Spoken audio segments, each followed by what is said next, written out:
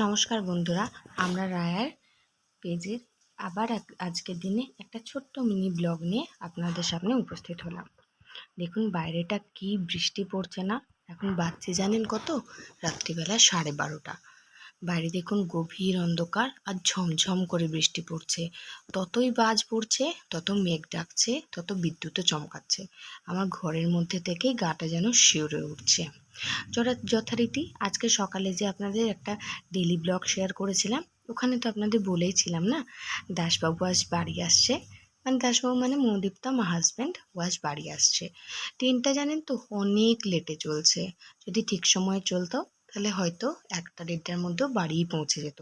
কিন্তু এখন এই যে ট্রেনের একটা অ্যাপ আছে যেখানে দেখতে পাওয়া যায় কত সময়ে ট্রেনটা ঢুকবে, তাতে দেখলাম প্রায় 1.5 ঘন্টার মতো ট্রেনটা লেটে চলছে। আস্তে আস্তে বোধহয় ভোরবেলা হয়ে যাবে। একটু আগে যখন ওকে ফোন করলাম, বললাম যে কী গো, রাত্রেবেলা এসে কী খাবে? প্রথমে বলল যা আছে তাই খাবো।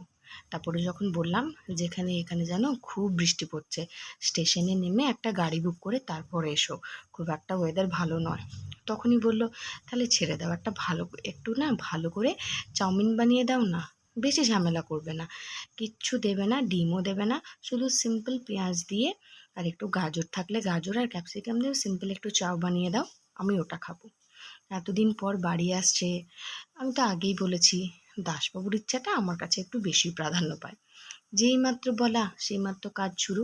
ঝটপট আমার ততক্ষণে ডিনারও হয়ে গেছিলো, অলমোস্ট শুতে যাব, কিন্তু দাসবাবুর কথা শুনে আর থামতে পারলাম না।